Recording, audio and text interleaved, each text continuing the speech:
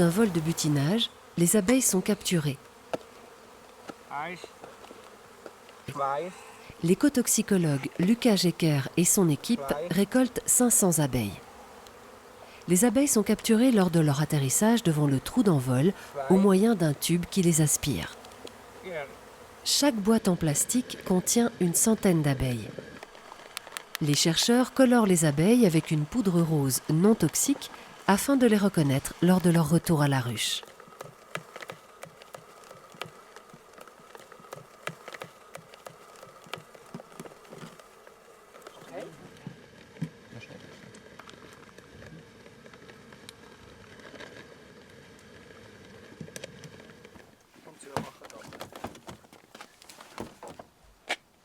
Lucas Jecker les conduit vers un lieu défini situé à exactement 1 km de la ruche et les libère.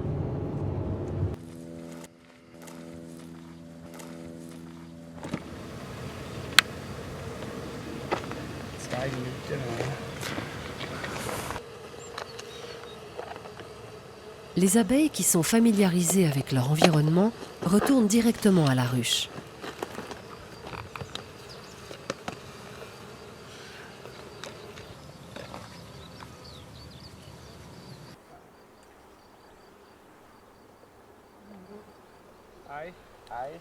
Sur la planche d'envol, les abeilles de retour sont à nouveau capturées pour le second test.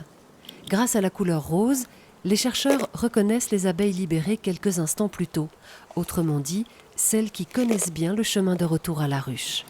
150 abeilles colorées sont transportées au laboratoire où on les nourrit pendant 30 minutes avec de la pâte sucrée. Ensuite, elles ne reçoivent plus de nourriture pendant 1h30 à 2 heures. Les chercheurs immobilisent brièvement chaque abeille dans une gaine en plexiglas. Avec beaucoup de dextérité, ils leur collent sur le dos une micropuce de 4,5 mg avec du ciment dentaire. Dès que la micropuce est collée et après une brève phase de privation de nourriture, les abeilles ingèrent la substance test.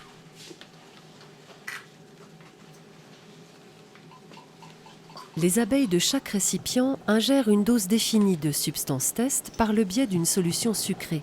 Il s'agit ici d'un néonicotinoïde. Elles se partagent ensuite la solution sucrée pendant 1h30.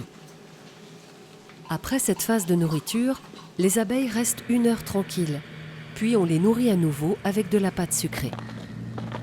Lucas Jecker laisse s'envoler toutes les abeilles munies d'une micropuce à partir du même lieu que lors de la première phase de test et à une heure déterminée.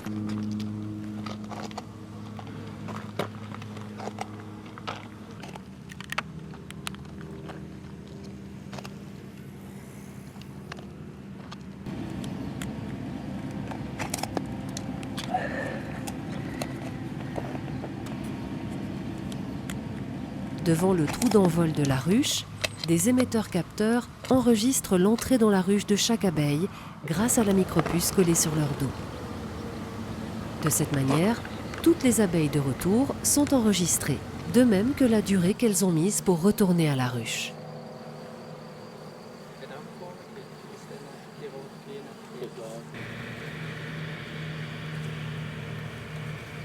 Les émetteurs-capteurs ont été installés 3 jours avant le début de l'essai, afin que les abeilles s'y habituent.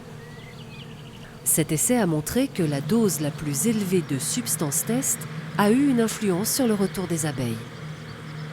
Les données enregistrées, nombre d'abeilles de retour et durée de vol, sont comparées aux données d'un groupe de contrôle.